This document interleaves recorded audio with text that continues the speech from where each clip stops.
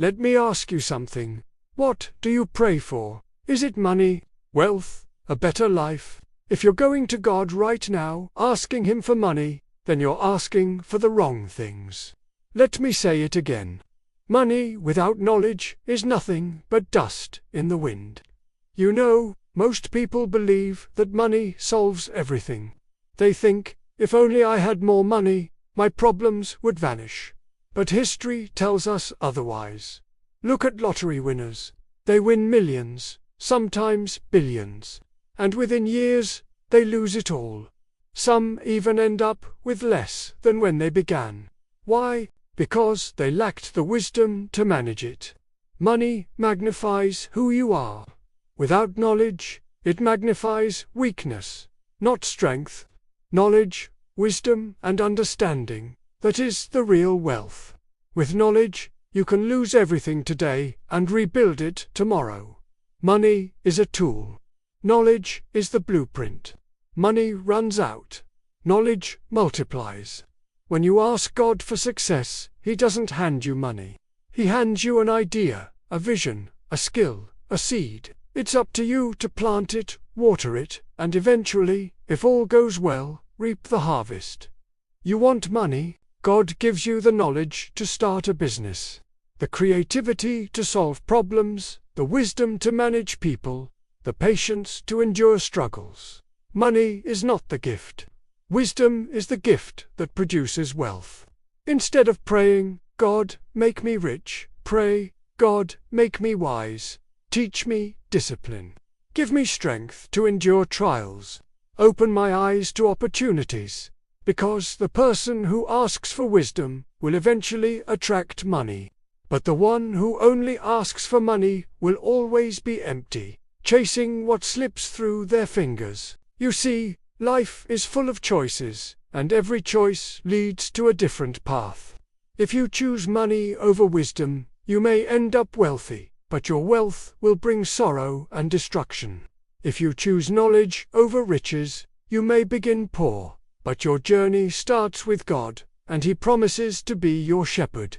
As David said in Psalm 37, "Commit your way to the Lord, trust in Him, and He will do this." But many of us have lost that childlike faith. We doubt God's promises.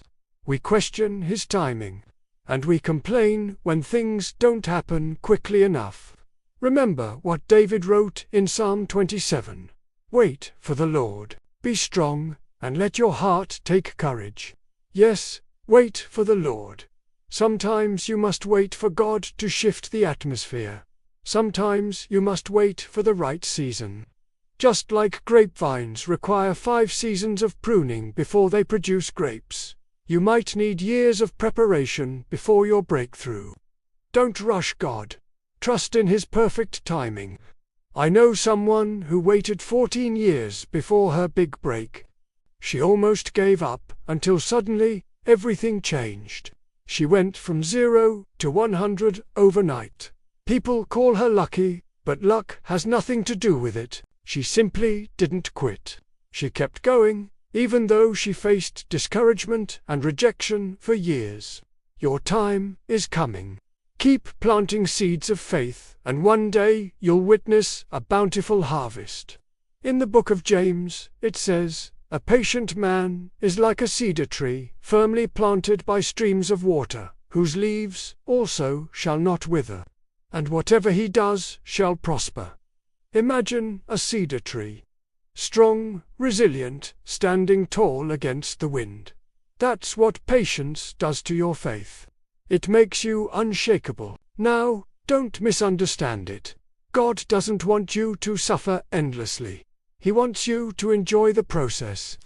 Remember, life is not a problem to be solved. It's a mystery to be unrolled.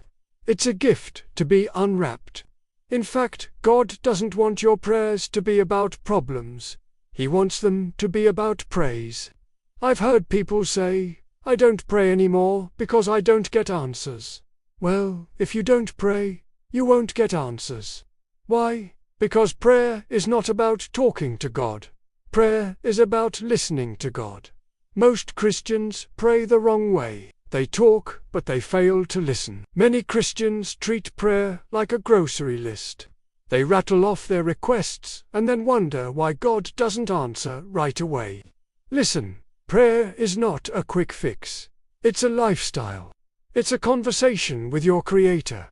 It's not about getting what you want. It's about aligning your will with His will. There was a time in my life when I struggled to pray. It felt like a chore. I knew what to say, but it wasn't coming from the heart.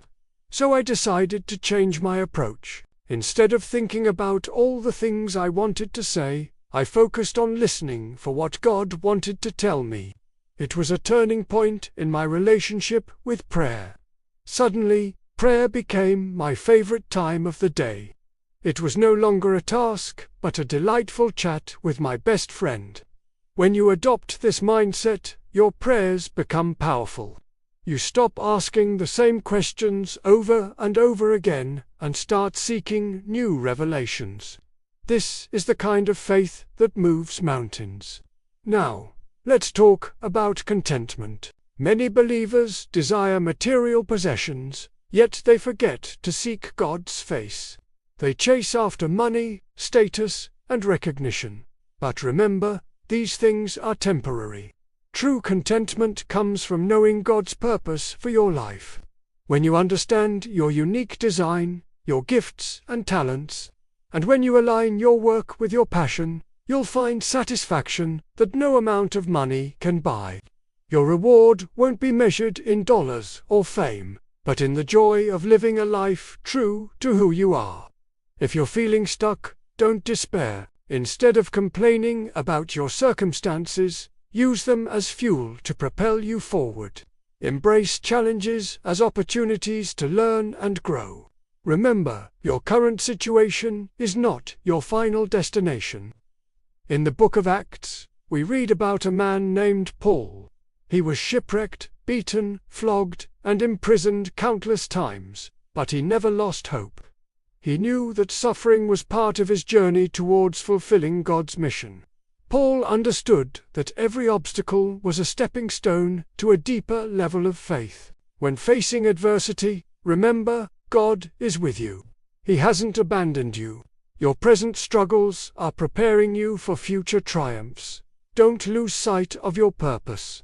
Hold fast to your faith, for the night is darkest before it turns to dawn.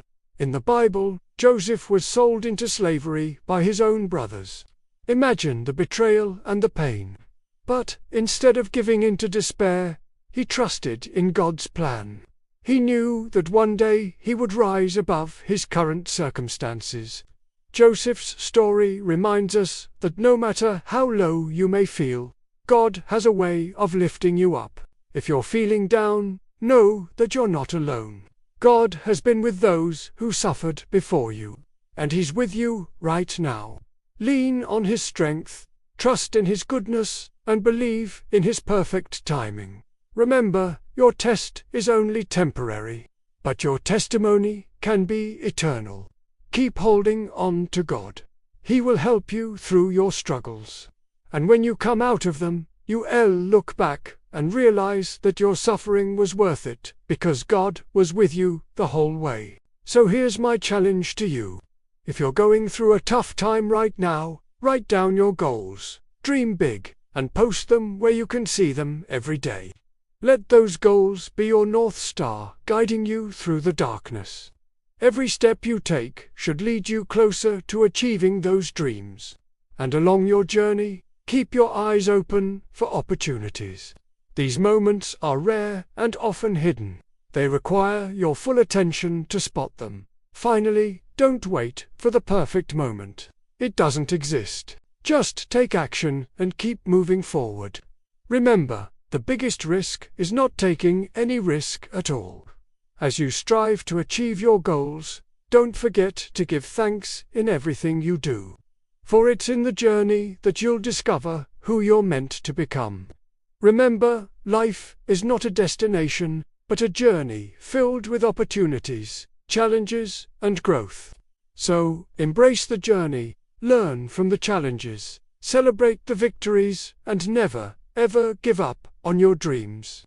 May these words of encouragement ignite your spirit and guide you towards a brighter future. Until next time, stay strong, stay focused, and keep moving forward.